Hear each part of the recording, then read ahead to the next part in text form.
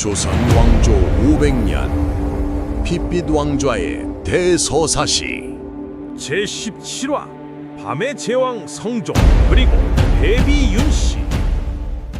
어서 오십시오. 조선왕조 500년 그 깊은 이야기 속으로 오신 걸 환영합니다. 우리는 비록 서로 다른 공간에 있지만 역사를 듣는 이 순간만큼은 같은 시간을 걷고 있습니다. 지금 어느 하늘 아래 어떤 풍경 속에서 이 방송을 듣고 계십니까?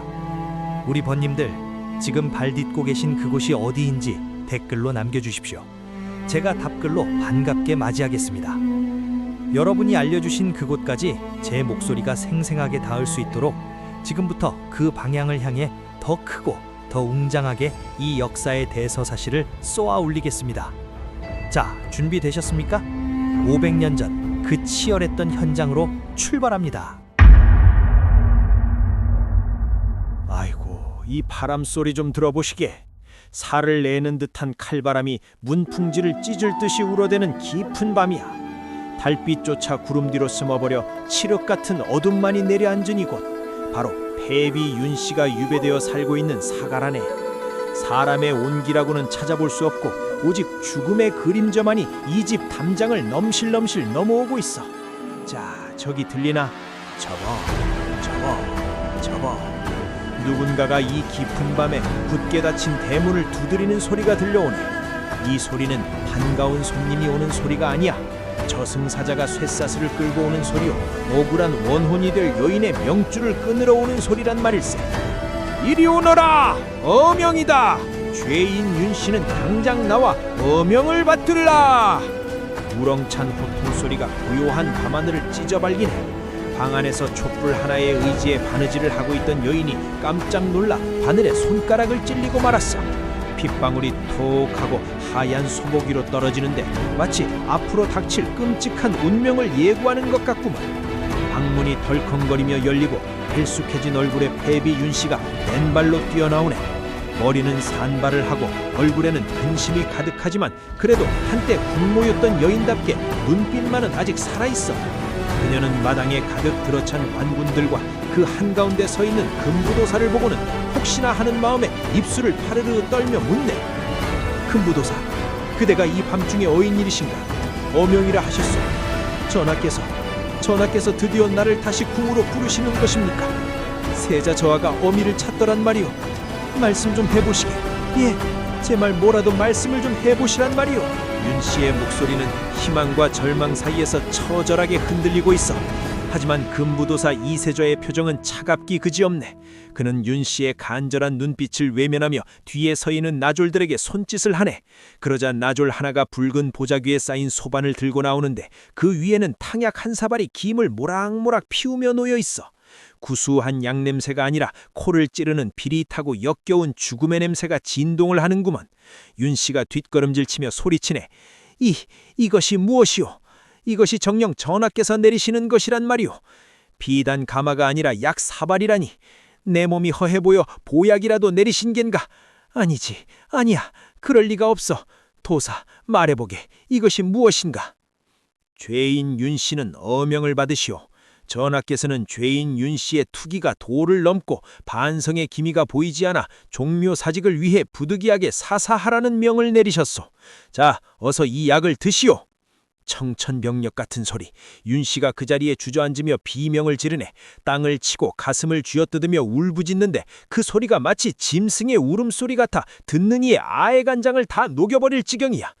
뭐라? 사사하라? 죽으라? 전하께서 나보고 죽으라 하셨다고? 거짓말, 이건 거짓말이야. 니놈들이 꾸민 수작이지. 전하께서 나를 얼마나 아끼셨는데 내가 세자의 어미다. 이 나라의 국모였단 말이다. 그런데 나를 죽여? 전하, 이리 하실 수는 없습니다. 제가 무엇을 그리 잘못했습니까?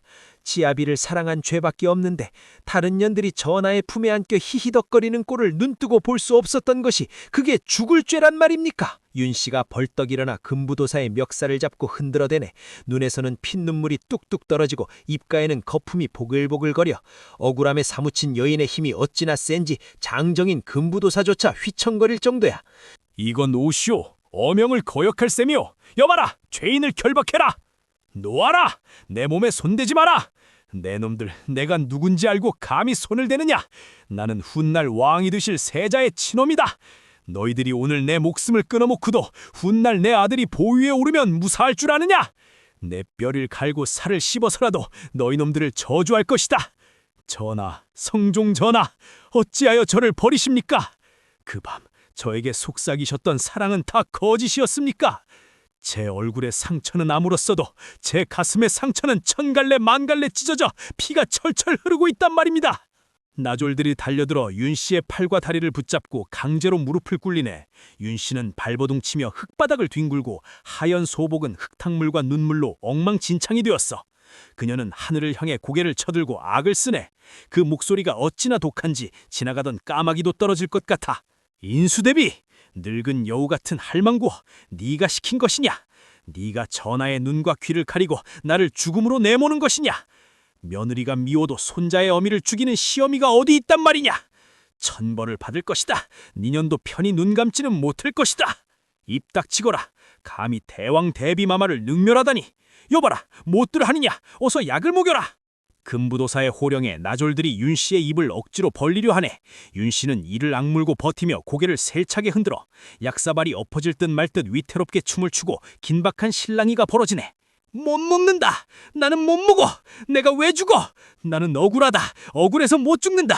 전하를 뵙게 해달라. 한양으로 가서 전하의 용안을 뵙고 내 이 억울함을 토해내고 죽더라도 죽을 것이다. 비켜라. 비키란 말이다. 독한 여자로고 힘으로 제압해라. 코를 쥐고 입에 들이부어라.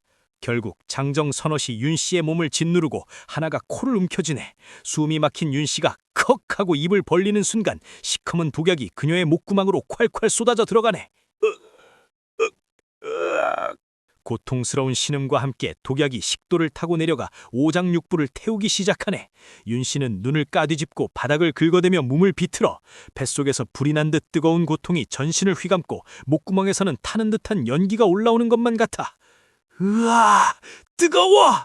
배가 끊어질 것 같아! 으아, 전하! 전하! 바닥에 쓰러진 윤 씨가 피를 토하기 시작하네. 붉은 선혈이 콸콸 쏟아져 나와 그녀가 입고 있던 하얀 적삼을 붉게 물들이고 있어. 그녀는 떨리는 손으로 피 묻은 적삼 자락을 움켜쥐고 옆에서 울고 있던 늙은 친정 어머니를 부르네. 목소리는 갈라지고 힘이 없지만 그 안에 담긴 원한은 서리빨보다 차가워. 어머니, 어머니. 아이고, 중전마마, 내 딸아, 이를 어쩌면 좋은 말이냐? 하늘도 무심하시지 어찌 이런 변고가 있단 말이냐? 어머니, 울지 마세요. 내 말을 똑똑히 들으세요. 윤 씨가 다시 한번 피를 한 움큼 토해내네. 그 피가 튀어 금부도사의 신발을 적시지만 그는 눈 하나 깜짝하지 않고 죽어가는 여인을 내려다보고만 있어. 윤 씨는 마지막 남은 힘을 짜내어 자신의 피 묻은 적삼을 벗으려 하네. 이 적삼을, 이 피 묻은 적삼을 잘 거두어 두세요.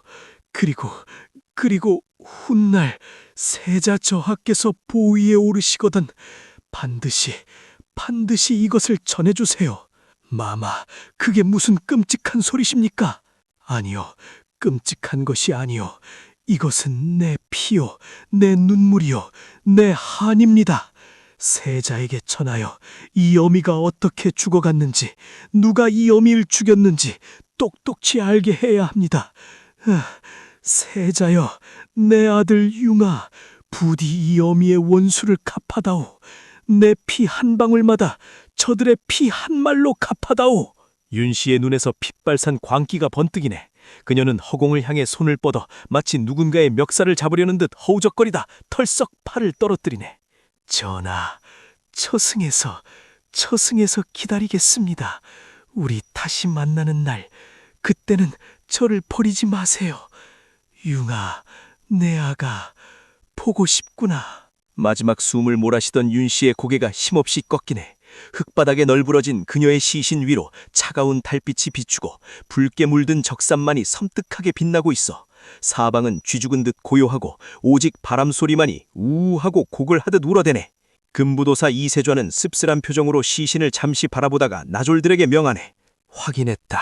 숨이 끊어졌다. 시신을 수습하고 우리는 궐로 돌아가 복명한다. 다들 입단속 철저히 하라. 오늘 본 것을 발설하는 자는 쥐도 새도 모르게 죽을 것이다. 관군들이 썰물처럼 빠져나가고 덩그러니 남겨진 늙은 노모만이 딸의 시신을 부여잡고 통곡하네. 아이고 내 딸아, 불쌍해서 어찌 가느냐. 왕비가 되면 영화를 누릴 줄 알았더니 사약이 웬 말이냐. 억울해서 어찌 눈을 감았느냐. 아이고 아이고. 자, 어르신들, 참으로 기가 막히고 코가 막히는 일이 아닐 수 없지요. 한나라의 국모였던 여인이 이렇게 비참하게 사약을 받고 개죽음을 당하다니요. 도대체 무엇이, 어떤 사연이 그녀를 이토록 끔찍한 파국으로 몰아갔을까요? 처음부터 이랬던 건 아니었습니다. 그녀에게도 꽃처럼 곱고 나비처럼 팔랑거리며 전하의 사랑을 독차지하던 시절이 있었지요. 그 시절 궁궐 안에는 달콤한 사랑의 노예가 흘러넘쳤더랬습니다. 하지만 사랑이 깊으면 집착이 되고, 집착이 깊으면 의심이 되고, 의심은 결국 파멸을 부르는 법. 시간을 거슬러 올라가 봅시다. 아직 그녀가 중전이 되기 전 성종 전하가 밤마다 몰래 그녀의 처소를 찾았던 그 은밀하고도 뜨거웠던 시절로. 겉으론 대평성되어 성군이라 칭송받던 성종 전하. 허나 그에게는 누구에게도 말 못할, 아니 말하고 싶지 않은 밤의 얼굴이 있었느니. 지금부터 들려드릴 이야기는 역사책에는 점잖게 한 줄로 적혀 있지만 그 이면에는 피 튀기는 여인들의 암투와 사내의 욕망이 얽히고 설킨 진짜배기 조산의 속살입니다. 자, 저 화려하지만 서늘한 구중궁궐의 문을 활짝 열어봅시다. 자, 이제 시간을 저 끔찍한 사약의 현장에서 조금 더 거슬러 올라가 봅시다. 때는 바야흐로 성종 전하의 치세, 온 나라가 태평성대를 구가하던 시절이라. 백성들은 배를 두드리며 우리 임금님 만세를 외치고 조정 대신들은 전하의 학식이 하늘을 찌른다며 칭송이 자자했지. 낮에 보는 우리 성종 임금 참으로 흠잡을 데 없는 명군이었습니다. 경연장에 앉아 쩌렁쩌렁한 목소리로 공자님 말씀을 논하고 맹자님 도리를 설파하니 콧대 높은 대제학 영감들도 고개를 조아릴 정도였으니까요. 하지만 해가 서산으로 뉘엿뉘엿 넘어가고 궁궐 지붕 위에 어스름한 달이 걸리면 이 근엄하던 임금님의 눈빛이 묘하게 변하기 시작합니다. 낮 동안 골룡포 깃을 단정하게 여미고 있던 그 손이 밤만 되면 술잔을 잡고 검은 고 줄을 탱이니 이를 두고 누가 알았겠습니까? 궁궐 담장 너머로 은밀하게 들려오는 소문에 의하면 우리 성종 임금은 밤의 제왕이었다 이 말입니다. 보세요. 지금 저 교태전, 중전의 짐전을.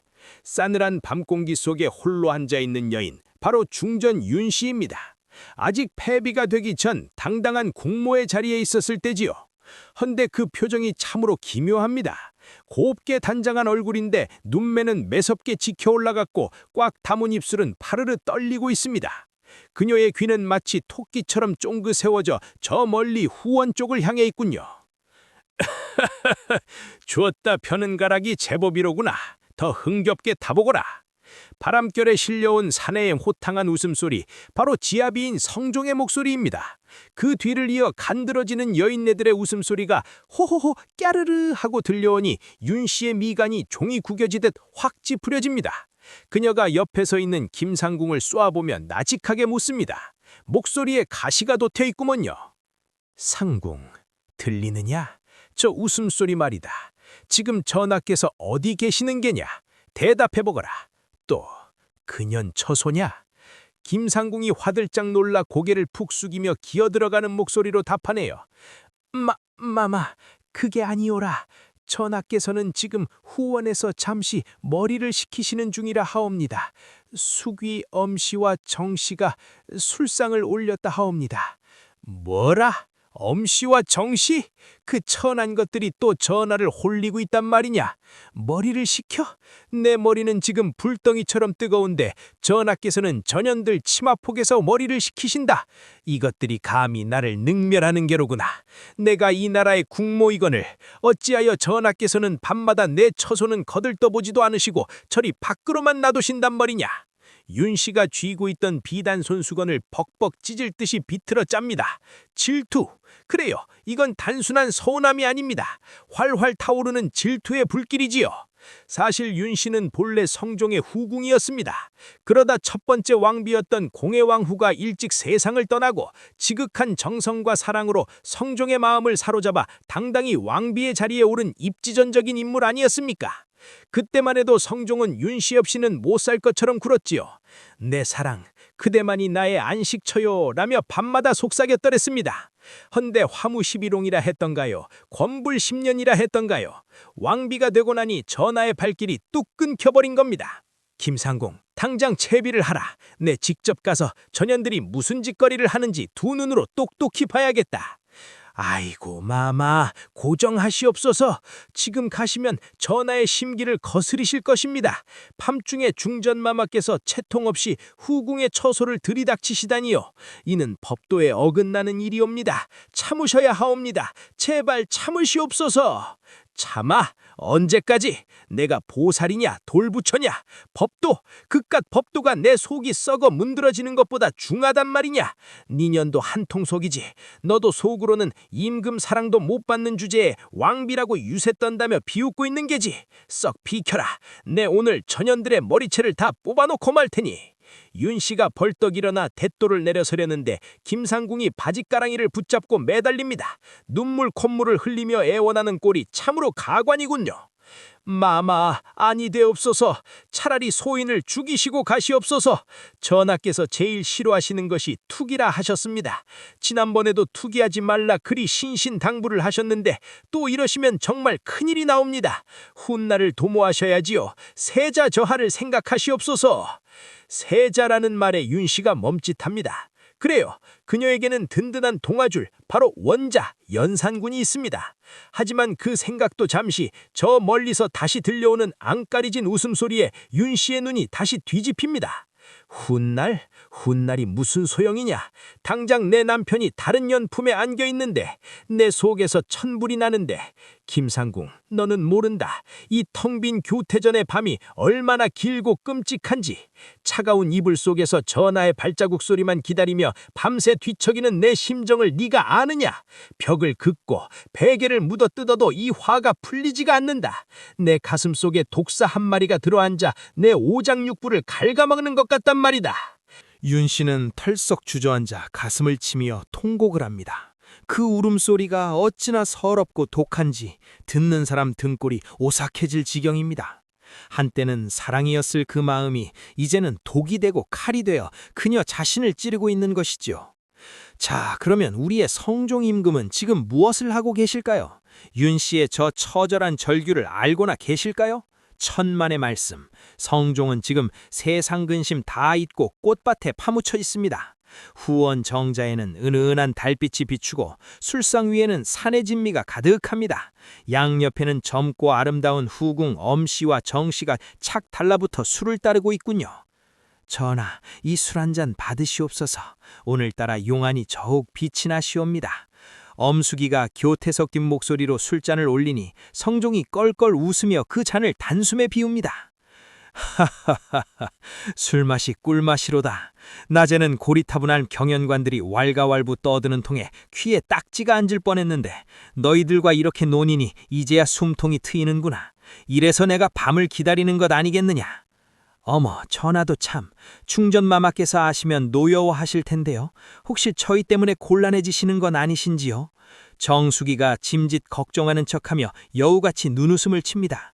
성종의 표정이 순간 굳어지더니 혀를 쯧쯧 차네요. 에잉, 좋은 술맛 떨어지게 중전 이야기는 왜 꺼내느냐. 그 사람은 너무 뻣뻣해서 탈이야.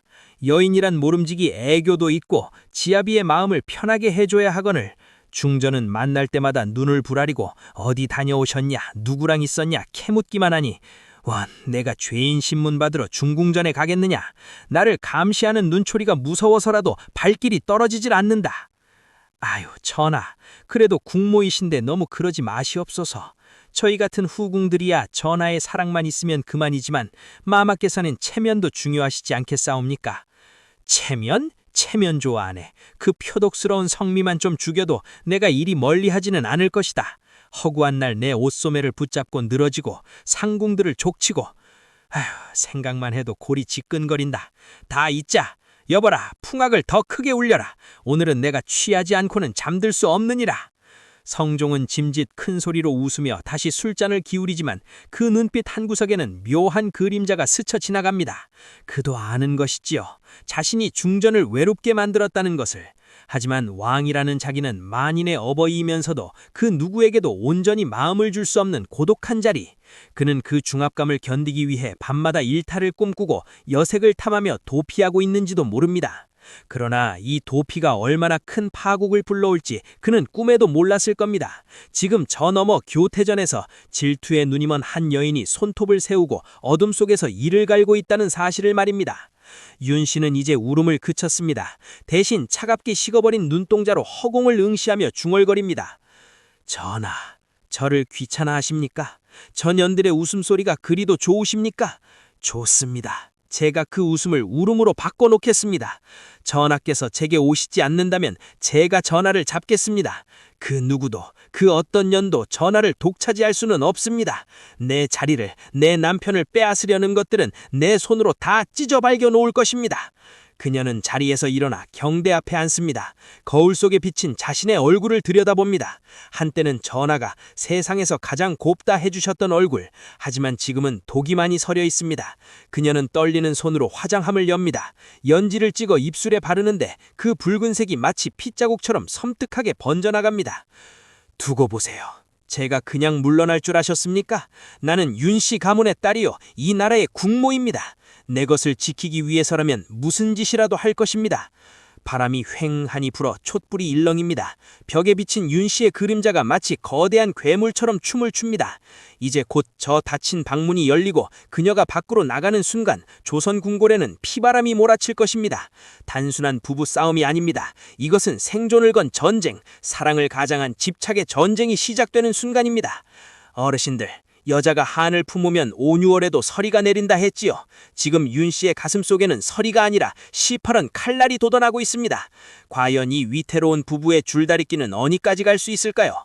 왕의 권위로 억누르려는 지아비와 사랑을 구걸하다 괴물이 돼버린 아내, 이들의 충돌은 이제 피할 수 없는 운명이 되었습니다. 자, 이제 곧 날이 밝으면 아침 문안 인사를 핑계로 윤 씨가 성종의 침전을 들이닥칠 것입니다. 그때 벌어질 사단이 벌써부터 눈앞에 훤히 그려지지 않으십니까? 긴장하십시오. 말 한마디 한마디가 비수가 되어 꽂히는 숨막히는 설전이 기다리고 있으니까요. 자, 폭풍전야의 고요함이 깨지는 순간이 다가왔습니다. 날이 밝았습니다. 궁궐의 아침은 언제나 분주하게 시작되지만 오늘 대조전, 왕의 침전 앞의 공기는 유난히 무겁고 살벌합니다. 마치 비를 잔뜩 머금은 먹구름이 금방이라도 천둥번개를 내리꽂을 듯한 그런 숨막히는 긴장감이 감돌고 있죠. 상궁들과 나인들은 숨소리조차 크게 내지 못하고 고개를 푹 숙인 채 종정걸음으로 도망치듯 지나가고 문을 지키는 내관들의 얼굴은 사색이 되어 파랗게 질려 있습니다. 왜냐고요? 바로 저 안, 굳게 닫힌 문 뒤에서 들려오는 저 소리 때문이죠. 그릇 깨지는 소리가 와장창 하고 나더니 뒤이어 여인의 악에 바친 고함 소리가 담장을 넘어옵니다. 전하, 도대체 언제까지 저를 피하실 작정이십니까? 제 말이 들리지 않으십니까? 눈을 떼고 저를 좀 보시란 말입니다. 중전 윤씨입니다. 기어이 일을 저지르고 말았습니다. 아침 문안을 핑계로 성종의 침전에 들이닥친 것입니다. 성종은 이제 막 잠자리에서 일어나 의관을 정제하려던 참이었습니다. 그런데 난데없이 중전이 눈에 쌍심지를 켜고 들이닥치니 얼마나 기가 막히겠습니까? 성종이 골룡포를 걸치다 말고 인상을 팍 쓰며 소리칩니다. 중전! 이게 무슨 해괴망측한 짓이오?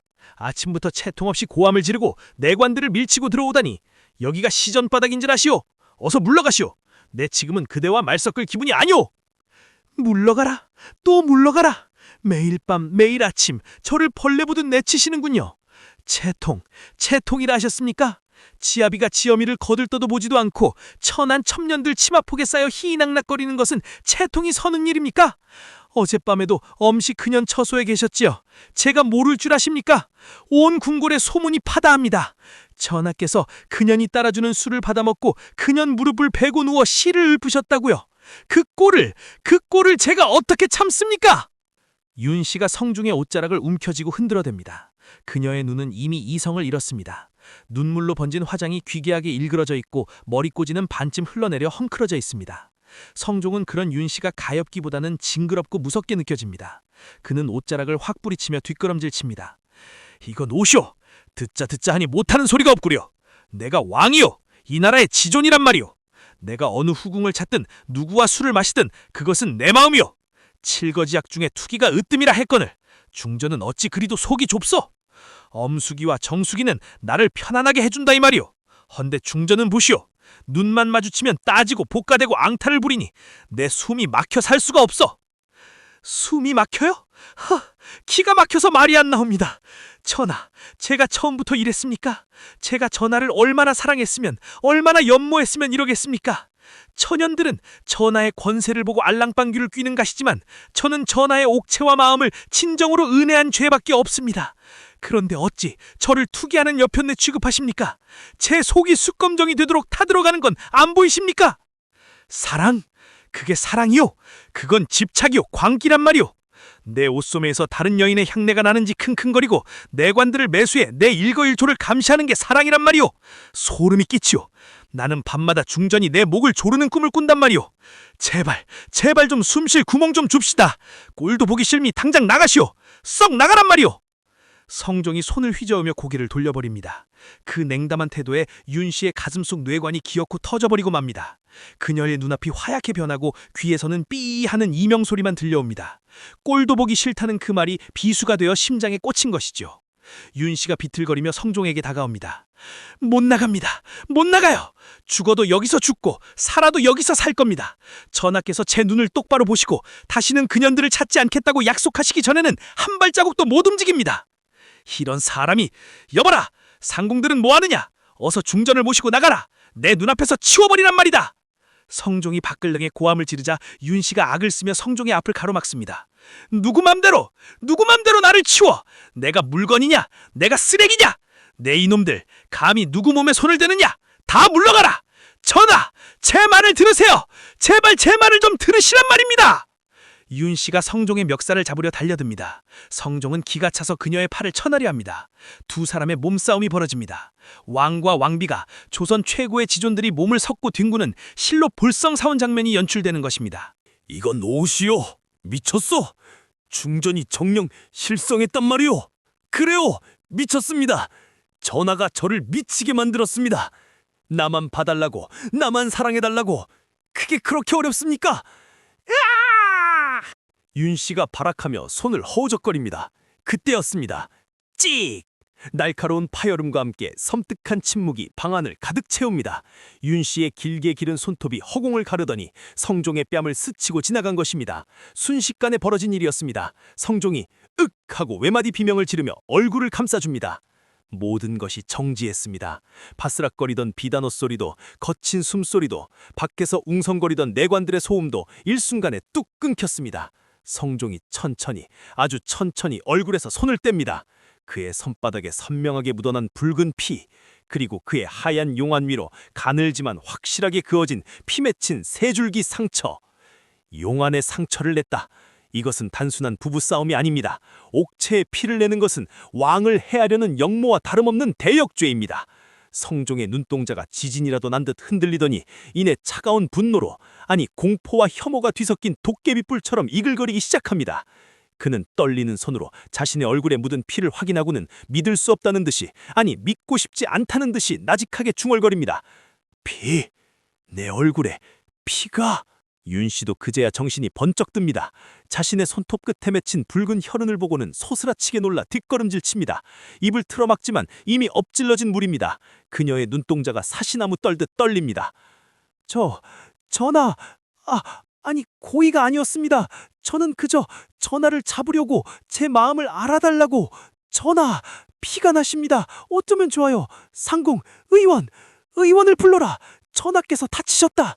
윤 씨가 당황하여 성종에게 다가가려 하자 성종이 마치 전염병 환자를 보듯 기겁을 하면 뒤로 물러섭니다. 그의 목소리는 이제 분노를 넘어선 소름 끼치는 살기를 띠고 있습니다. 오지 마라! 내 몸에 손대지 마라! 니년이, 감히 니년이 내 얼굴에 손톱을 세워 용안에 흠집을 내! 이것이 신하된 도리더냐? 이것이 아내된 도리더냐? 네가 정녕 죽고 싶어 환장을 했구나. 이것은 시해다. 왕을 죽이려 한 것이다. 아닙니다. 전하, 오해십니다. 제가 어찌 감히 용체를 상하게 하겠습니까? 저는 그저 전하가 너무 야속해서, 너무 원망스러워서 실수였습니다. 용서해 주시옵소서. 제발 용서해 주시옵소서. 윤 씨가 바닥에 넙죽 엎드려 성종의 바짓가랑이를 잡고 빕니다. 하지만 성종은 이미 마음의 문을, 아니 자비의 문을 굳게 닫아 갈았습니다. 그는 붉은 피가 흐르는 뺨을 손꺼짐으로 누르며 싸늘하게 내려다봅니다. 그의 눈에는 더 이상 애정도 연민도 남아있지 않습니다. 오직 괴물을 보는 듯한 경멸만이 가득할 뿐입니다. 실수. 내 얼굴이 이 지경이 되었는데 실수라. 니년의 그 손톱, 그 독이 어린 손톱이 내 목을 긋지 않았다고 누가 장담하겠느냐? 무섭다. 네가 무서워. 한 입을 덮고 자는 아내가 언제 돌변하여 내 목숨을 노릴지 모르는데 내가 어찌 편히 잠을 자겠느냐? 여보라! 당장 중전을 끌어내라. 내 다시는 이 사람을 보지 않을 것이다. 전하, 잘못했습니다. 한 번만 용서해 주십시오. 세자를 봐서라도, 우리 융이를 봐서라도 제발. 닥쳐라! 세자 입에 담지도 마라. 니년 같은 어미 밑에서 자란 세자가 무엇을 보고 배우겠느냐? 투기와 폭력을 배우겠지. 썩 끌어내라. 당장 내치란 말이다. 밖에서 대기하던 내관들과 삼궁들이 우르르 몰려들어옵니다. 그들은 벌벌 떨면서도 어명이기에 윤 씨의 양팔을 잡습니다. 윤 씨는 질질 끌려나가면서도 끝까지 성종을 향해 손을 뻗습니다. 전하, 사랑했습니다. 사랑해서 그랬습니다. 제 마음을 왜 몰라주십니까? 놔라, 이것들아 놔라. 전하께 할 말이 남았다. 전하! 처절한 비명소리가 대조전 앞마당에 울려 퍼지고 점점 멀어져 갑니다. 성종은 털썩 주저앉아 거울을 봅니다. 거울 속에 비친 자신의 얼굴, 그 위에 선명한 붉은 줄. 그는 그 상처를 어루만지며 치를 떱니다. 용서할 수 없다. 이건 넘어서는 안 되는 선을 넘은 것이다. 아무리 투기가 심해도 감히 왕의 몸에 손을 대다니. 이걸 묵과하면 내 왕권은 바닥에 떨어질 것이고 조정 대신들은 나를 비웃을 것이다. 윤씨, 너와 나는 이제 끝이다. 돌이킬 수 없는 강을 건넜어. 성종의 눈에서 눈물 한 방울이 툭 떨어집니다. 그것은 아내를 잃은 슬픔일까요? 아니면 자신의 처지에 대한 연민일까요? 그는 주먹을 꽉 쥡니다. 이제 궁궐은 발칵 뒤집힐 것입니다. 데뷔 전의 호랑이 같은 마마님들, 정의왕후와 인수대비가 이 사실을 알게 되는 순간 윤 씨의 운명은 풍전등화가 될 것입니다.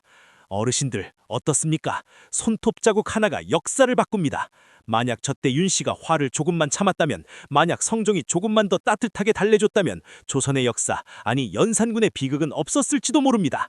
하지만 운명은 잔인하게도 두 사람을 파국으로 몰아넣었습니다. 이제 공은 시어머니들에게 넘어갔습니다. 특히 며느리 윤 씨를 눈의 것이처럼 여기던 서슬퍼른 시어머니 인수대비. 이 소식을 듣고 가만히 있을 리가 없지요. 며느리 잡는 시어머니의 호통 소리가 벌써부터 귀에 쟁쟁하지 않으십니까? 자, 궁궐이라는 곳은 참으로 무서운 곳입니다. 대조전 안에서 일어난 일이 삽시간에 담장을 넘어 대비전까지 흘러들었습니다. 팔 없는 말이 천리를 간다더니 그 말이 딱 맞습니다. 내관 하나가 숨을 헐떡이며 대비전 뜰 안으로 뛰어들어와 엎드립니다. 지금 소개할 이분, 조선 역사상 가장 깐깐하고 학식 높기로 소문난 시어머니, 바로 인수대비 한씨입니다. 그녀는 성종의 생모이자 성리학의 대가로 며느리들에게 내훈이라는 책까지 지어바칠 정도로 엄격하기 그지없는 분이었지요. 그런 그녀가 아침 차를 마시다 말고 찻잔을 딱 내려놓습니다. 찻잔이 부딪히는 소리가 마치 얼음장 깨지는 소리처럼 날카롭게 울려 퍼지네요. 뭐라? 지금 뭐라고 했느냐? 주상의 용안에 상처가 났다고? 피가 났단 말이냐? 누가 감히, 어느 안전이라고 감히 손톱을 들이대? 마마, 중전마마께서 전하와 언성을 높이시다가 그만... 이런 천하의 몹쓸 것, 내 그럴 줄 알았다. 내 진작에 저 아이의 눈빛이 심상치 않음을 알았어. 도끼가 서려있고 질투가 가득 차서 언젠가는 사단을 낼 줄 알았지. 그런데 감히 지아비의 얼굴에, 그것도 이 나라 임금의 옥체에 손을 대. 이건 부부싸움이 아니다. 이건 시역이다. 영모란 말이다. 인수대비가 자리를 박차고 일어납니다. 평소 냉철하던 그녀의 얼굴이 붉게 달아올랐습니다. 아들을 금지옥엽으로 키워 왕으로 만든 어머니로서 며느리가 아들을 해하려 했다는 사실에 이성이 마비단 것입니다. 그녀는 치마폭을 휘날리며 대왕대비전으로 향합니다. 어마마마, 들으셨습니까? 중전 윤씨가 기어이 이 일을 저질렀습니다. 주상의 얼굴에 손톱 자국을 냈답니다. 피를 보았습니다. 이를 어찌하면 좋습니까? 정희왕후 윤씨 역시 소식을 듣고 넋이 나가 있기는 마찬가지입니다. 그녀는 떨리는 손으로 염주를 굴리며 한숨을 내쉽니다. 허허, 며느리가 시어미를 무서워하지 않고 아내가 남편을 공경하지 않으니 집안 꼴이 말이 아니구나. 내 일찍이 윤씨를 중전으로 간택한 것이 천추의 한이로다. 주상의 얼굴은 어떠하냐? 많이 다치지는 않았느냐? 상처가 깊지는 않으나 마음의 상처가 더 크실 것입니다. 어마마마, 더는 두고 볼 수 없습니다. 저 아이를 그냥 두었다가는 주상의 안위가 걱정되옵니다. 오늘 손톱으로 긁었다면 내일은 칼을 들지 누가 알겠습니까? 결단하셔야 합니다. 패해야 합니다. 패서인시셔야 합니다. 패서인, 왕비의 자리에서 끌어내려 평민으로 만든다는 그 무시무시한 말이 인수대비의 입에서 터져나왔습니다. 정희왕과 깜짝 놀라며 손을 저으시네요. 비나 진정하거라. 아무리 미워도 원자의 엄이다. 국모를 패하는 것이 그리 쉬운 일이더냐. 세자의 앞날을 생각해야지. 세자를 위해서라도 그래야 합니다. 저런 포악한 성정을 가진 어미 밑에서 자란 세자가 무엇을 보고 배우겠습니까? 투기와 원망, 분노만 배울 것입니다. 썩은 살을 도려내야 새 살이 돋는 법입니다. 어마마마, 제발 결단해 주시옵소서. 이 나라 종묘 사집을 위해서라도 윤씨는 안 됩니다. 인수대비의 서슬퍼른 주장에 결국 정희왕후도 고개를 끄덕이고 맙니다. 호랑이 같은 두 시어머니가 마음을 합쳤으니 이제 윤씨의 운명은 바람 앞에 등불 신세가 되었습니다. 자, 장면이 바뀝니다. 이것은 다시 중궁전. 윤씨는 방 안에 틀어박혀 이불을 뒤집어 쓰고 덜덜 떨고 있습니다. 자신이 무슨 짓을 저질렀는지 이제야 실감이 나는 모욕입니다. 손톱 밑에 낀 핏자국을 아무리 씻어내도 지워지지가 않습니다. 그때 밖에서 무거운 발자국 소리가 들려옵니다. 대왕대비 마마!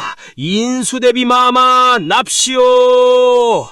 윤씨가 화들짝 놀라 방문을 열고 뛰쳐나가 뜰 아래 넙죽 엎드립니다. 그녀의 몸은 사시나무 떨듯 떨고 있습니다. 마마, 어인 걸음이시옵니까? 소인이 죽을 죄를 지었습니다. 내 죄를 내가 알렸다. 인수대비의 호통소리가 벼락처럼 내리꽂힙니다. 그녀는 윤씨를 내려다보며 차가운 눈빛으로 쏘아붙입니다.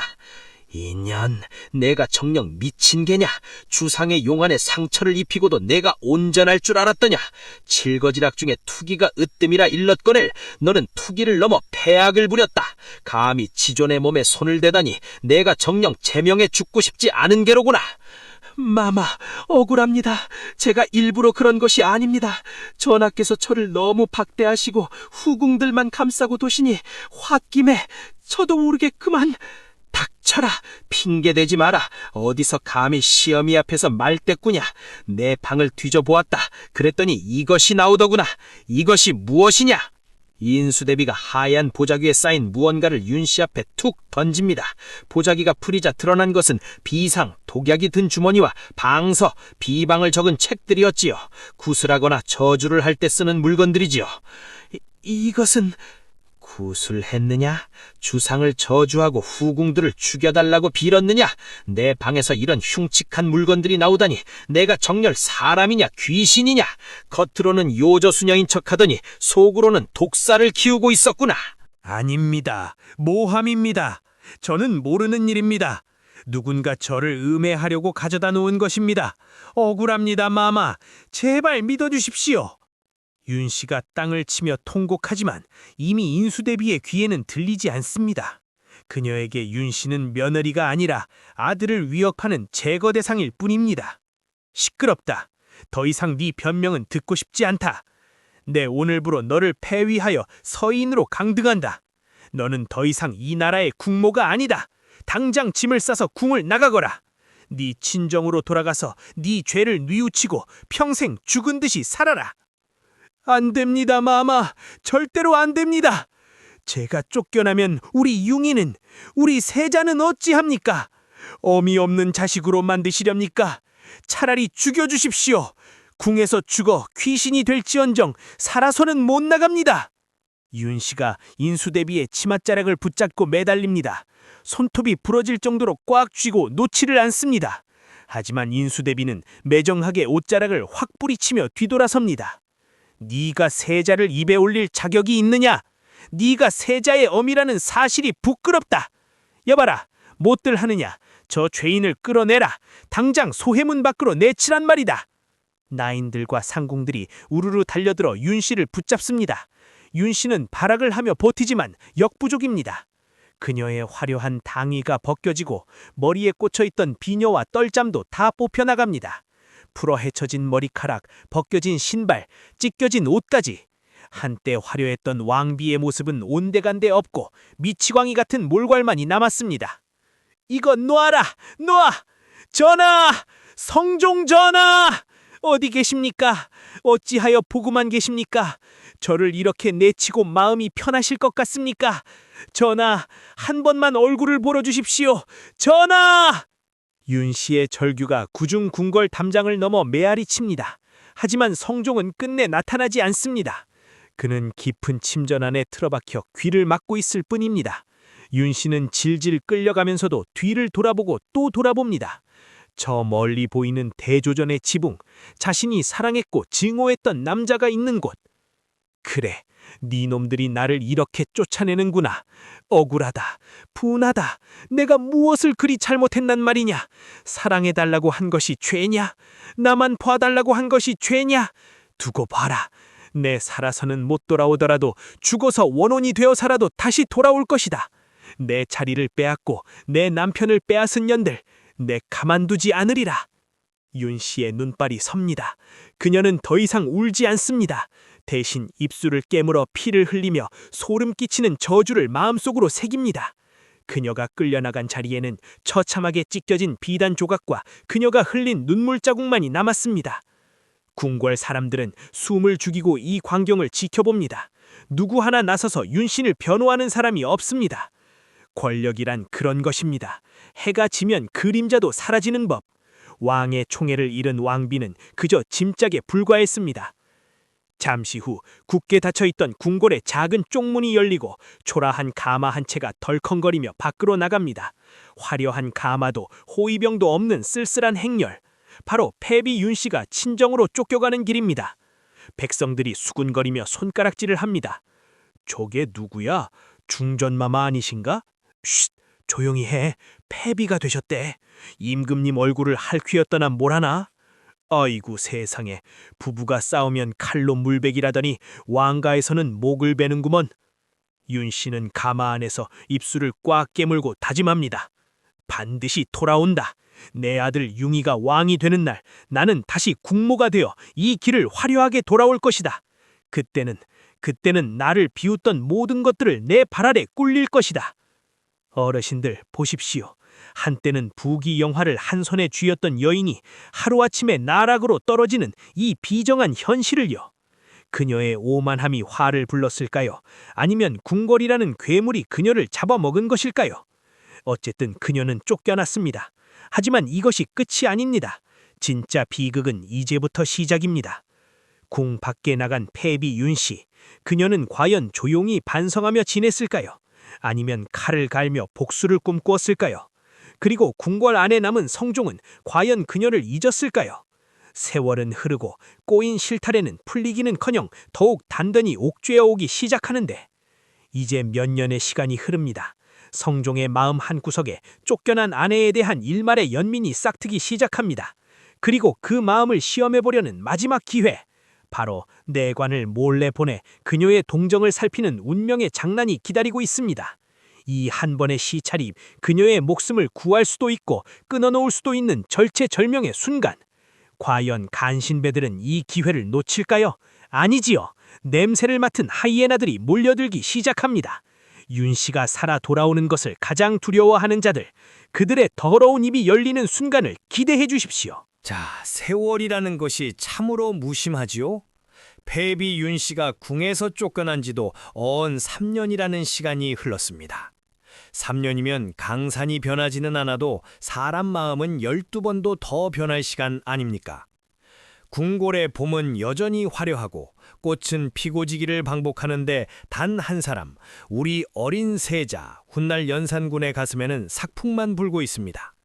이제 막 걸음마를 떼고 옹알이를 하던 아이나 어느새 훌쩍 자라 어미를 찾기 시작한 겁니다. 어마마마, 우리 어머니는 어디 계시느냐? 왜 나만 어머니가 없느냐? 밤마다 이불을 뒤집어쓰고 훌쩍이는 세자의 울음소리. 그 소리가 구중궁궐 담장을 넘어 아비인 성종의 침전까지 파고듭니다. 성종이라고 피도 눈물도 없는 목석이겠습니까? 제 자식이 어미 잃은 새처럼 우는데 가슴이 미어지지 않겠습니까? 게다가 세월이 약이라고 윤 씨에 대한 그 지독했던 미움도 시간이 지나니 조금씩 희석되기 마련이지요. 그래, 그때 내가 너무 심했나? 쫓아내기까지 할 필요는 없었나? 하는 후회가 밀물처럼 밀려오기 시작한 겁니다. 성종은 밤잠을 설치며 고민합니다. 신하들 눈치 보느라 내색은 못하지만 마음 한구석에는 윤 씨를 다시 불러들일까 하는 생각이 싹트고 있었던 거지요. 그래서 어느 날 밤 가장 믿을 만하다고 생각했던 내관 하나를 은밀히 부릅니다. 하지만 앞불싸. 하필이면 그 내관이 윤 씨를 반대하는 훈구파 대신들의 사주를 받은 자였을 줄이야. 호랑이 굴에 토끼를 보낸 꼴이 되고 말았습니다. 여봐라, 아무도 모르게 다녀오라. 패비가 지금 어찌 지내고 있는지, 밥은 굶지 않는지, 그리고 무엇보다 지난날의 과오를 뉘우치고 내게 전할 말은 없는지 낱낱이 보고 오라. 만약 그 사람이 진심으로 반성하고 있다면 내 다시 생각해볼 여지가 있음이야. 성종의 목소리에는 일말의 기대가 섞여 있습니다. 제발 살려달라고 빌고 있어라. 제발 납작 엎드려 있어라 하는 마음이었겠지요. 명을 받은 내관이 밤길을 재촉해 윤 씨가 머무는 사가에 도착합니다.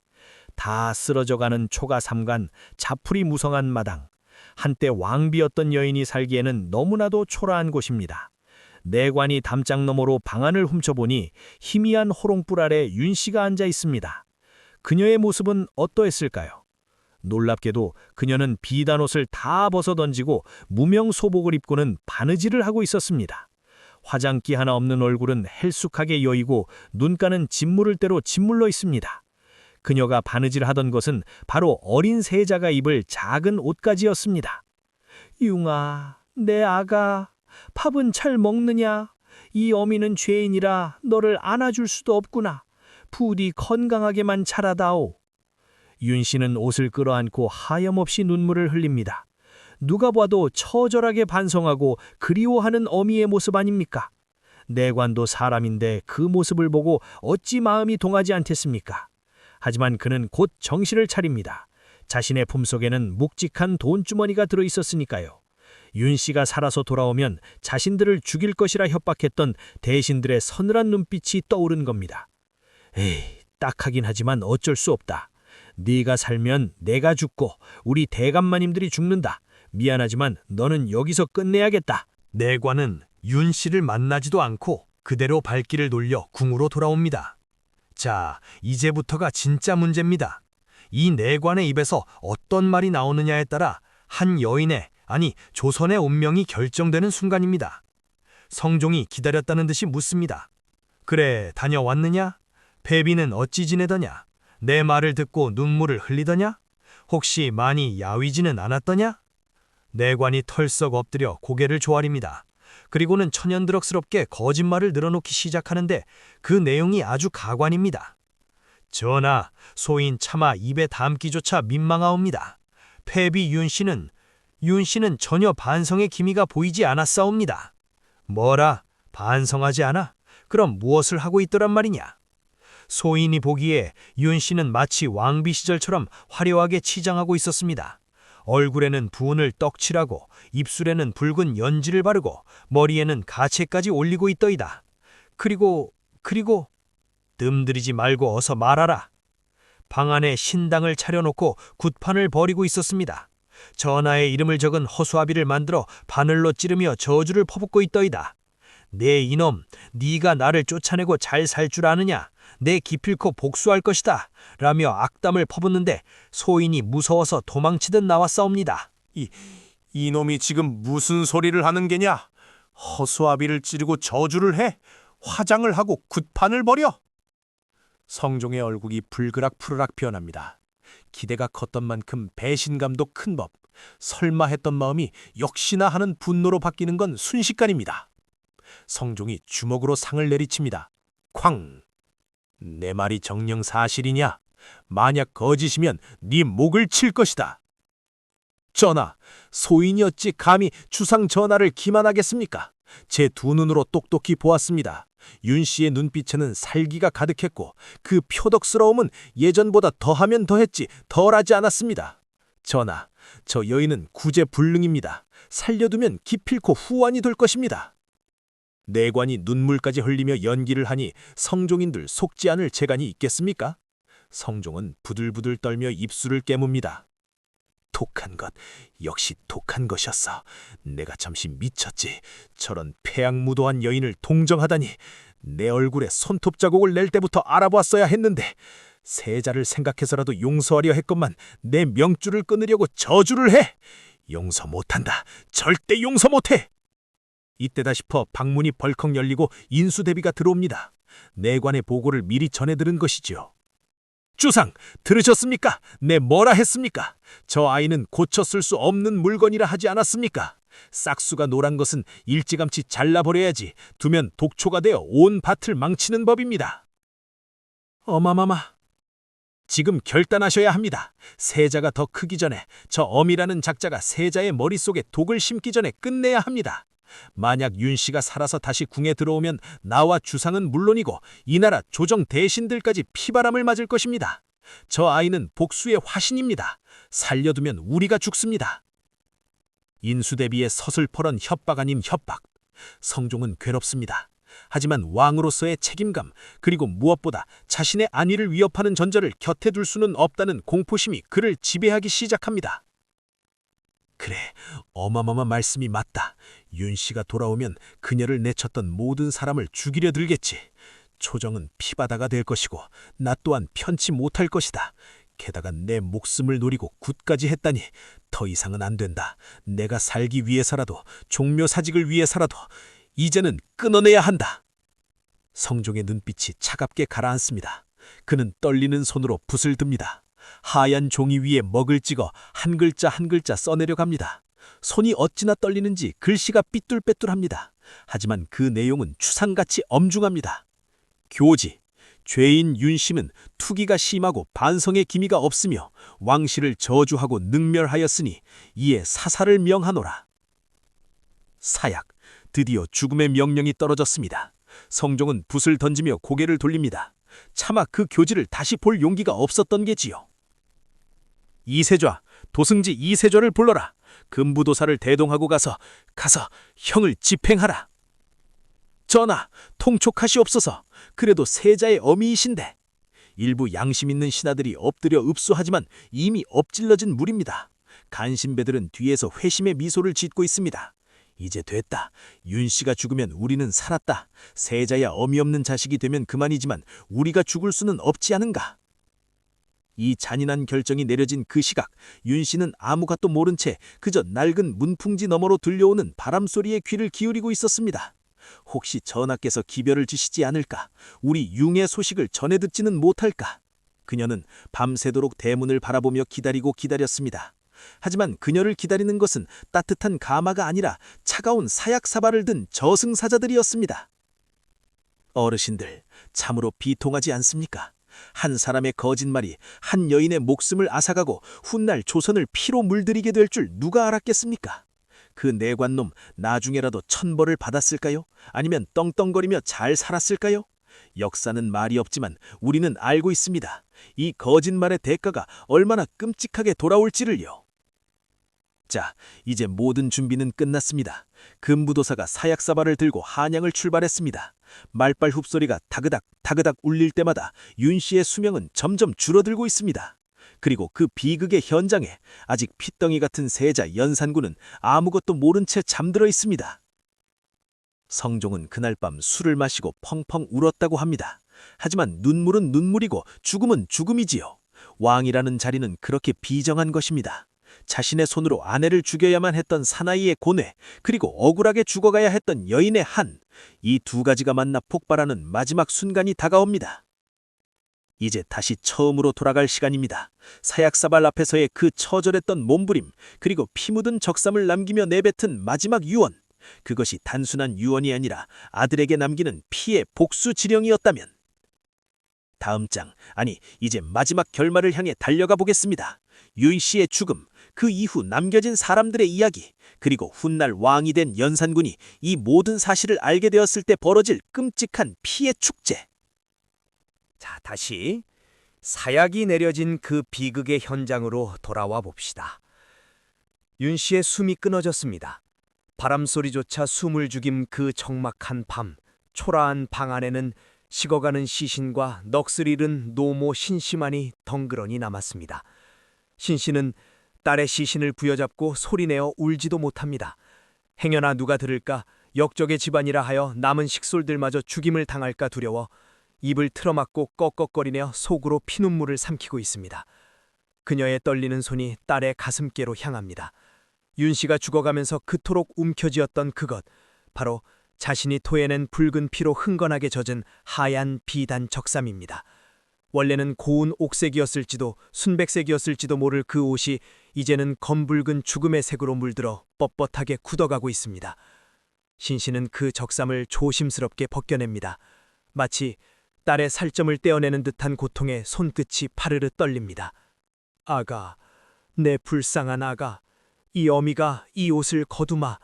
네가 남긴 이 피, 이 한, 내가 죽어서도 잊지 않고 간직하마. 네가 마지막으로 부탁한 그 말, 내 뼈에 사무치도록 새겨두마. 신씨는 피 묻은 적삼을 곱게 개어 장롱 깊숙한 곳, 아무도 찾지 못할 비밀스러운 함 안에 넣습니다. 그리고 맹세합니다. 언젠가, 반드시 언젠가 때가 오면 이 봉인을 풀리라고. 이 핏자국이 세상의 빛을 보는 날 네 억울함을 달래줄 피바람이 불 것이라고. 한편 한양 궁궐로 돌아온 금부도사 이세좌. 그의 발걸음은 천근만근입니다. 어명을 받들어 죄인을 죽였으나 그 죄인이 훗날 왕이 될 세자의 어미였으니 그의 목숨 또한 파리 목숨이나 다름없음을 직감한 것이지요. 그가 성종 앞에 엎드려 복명합니다. 전하, 죄인 윤 씨가 사약을 받고 숨을 거두었나이다. 시신은 친정 식구들에게 인계하였고 장례는 조용히 치르도록 조치하였습니다.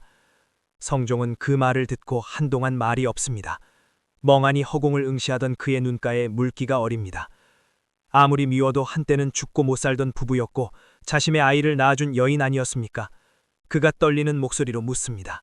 마지막 하는 길에 무슨 말은 없더냐? 나를 원망하더냐?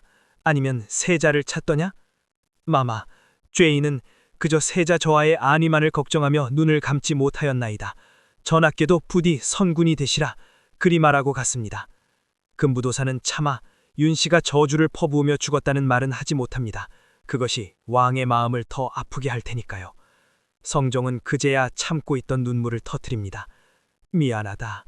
미안하다 구인. 내가 부족하여 그대를 지키지 못했다. 다음 생이 있다면 왕과 왕비가 아니라 평범한 필부로 만나 백년해로 하자꾸나. 부디 저승에서는 그 모진 성격 다 버리고 편히 쉬시오. 성종은 그날 밤 대취하여 윤 씨가 살던 교태전 쪽을 바라보며 밤새도록 흐느꼈다고 합니다. 하지만 날이 밝자 그는 다시 맹정한 군주로 돌아옵니다. 아니, 돌아와야만 했습니다. 조정 대신들이 눈을 부라리고 지켜보고 있었으니까요. 앞으로 궁 안에서 패비 윤 씨의 이야기를 입 밖으로 내는 자는 엄벌에 처할 것이다. 세자에게도 절대 어미의 죽음에 대해 말하지 말라. 기록도 남기지 말고 기억도 지워라. 그것이 세자를 살리는 길이고 이 나라를 살리는 길이다. 성종은 윤 씨의 흔적을 철저히 지웁니다. 묘비도 세우지 못하게 하고 재헌왕후라는 시호도 주지 않습니다. 그저 윤 씨라는 이름 두 글자만 남기고 역사 속으로 묻어버리려 합니다. 시어머니 인수대비 또한 회심의 미소를 짓습니다. 이제 됐다. 알던 이가 빠진 것처럼 시원하구나. 이제 세자만 잘 가르치면 된다. 그 어미의 천한 피가 흐르지 않도록 엄하게, 아주 엄하게 가르쳐야 할 것이다. 하지만 어르신들, 피는 물보다 진했다 했습니다. 그리고 자식과 어미의 끈은 클로도 베을 수 없는 법이지요. 아무리 감추고 덮으려 해도 어린 세자 연산군의 가슴 속에는 채워지지 않는 구멍이 뻥 뚫려 있었습니다. 장면이 바뀝니다. 어느 화창한 봄날 궁궐 후원입니다. 어린 연산군 융이 홀로 앉아 있습니다. 다른 왕자들은 어미의 품에 안겨 재롱을 부리는데 융은 곁에 아무도 없습니다. 유모도 상궁도 그의 외로움을 채워주지는 못합니다. 그때 융의 눈에 송아지 한 마리가 어미소의 젖을 빠는 모습이 들어옵니다. 어미소는 송아지의 털을 혀로 핥아주며 따뜻한 눈길을 보내고 있지요. 융이 그 모습을 뚫어지라 쳐다보다가 옆에 있던 내관에게 묻습니다. 김내관, 저 송아지는 좋겠구나. 어미가 있었어. 나도 어미가 있었느냐. 저하, 그게 무슨 말씀이시옵니까? 저하께는 자순대비 마마가 계시지 않습니까? 낳아주신 분은 아니지만 지극정성으로 보살피고 계십니다. 아니, 그런 거 말고 나를 낳아준 진짜 어미 말이다. 다들 쉬쉬하지만 나는 안다. 내 어머니는 쫓겨나서 죽었다지.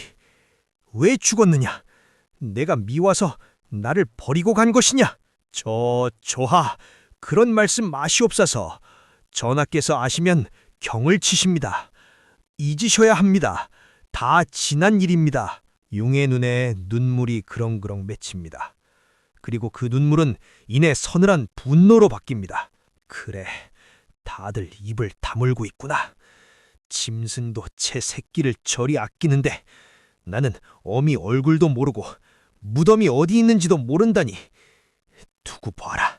내가 어른이 되면, 내가 힘을 가지면 반드시 찾아낼 것이다. 내 어머니를 죽인 자들, 나를 이렇게 외롭게 만든 자들을 다 찾아내서 가만두지 않을 것이다. 어린아이의 다짐이라고 하기에는 너무나 섬뜩하지 않습니까? 그날 이후 융은 삐뚤어지기 시작합니다. 공부를 하다가도 스승을 노려보고 동물을 괴롭히고 밤마다 악몽에 시달립니다. 성종이 아무리 매를 들고 호통을 쳐도 인수대비가 아무리 잔소리를 해도 소용이 없습니다. 그의 마음속에는 이미 복수라는 괴물이 자라고 있었던 겁니다. 세월은 유수와 같이 흘러 성종 전하가 승하하십니다. 조선의 태평성대를 이끌었던 성군이 가고 드디어 그가 연산군이 조선의 10대 왕으로 등극합니다. 나는 조선의 왕이다. 이젠 내 세상이다. 그동안 억눌려왔던 모든 것을 다 풀어놓으리라. 연산군의 치세 초기 그는 제법 정치를 잘하는 듯 보였습니다. 하지만 그것은 폭풍전의 고요였을 뿐. 그의 곁에는 간신 임사홍과 유자광 같은 하이에나들이 맴돌고 있었습니다. 이들은 왕의 상처를 건드려 자신들의 권력을 잡으려는 자들이었죠. 어느 날 밤 임사홍이 은밀하게 연산군을 찾습니다. 그의 품에는 낡고 오래된 함 하나가 들려 있습니다. 전하, 소신이 오늘 밤 전하께 바칠 것이 있어 왔나이다. 이것은 선왕 전하께서 그토록 감추려 하셨던 진실, 전하의 생모 폐비 윤씨께서 남기신 유품이옵니다. 연산군의 눈이 번쩍 뜨입니다.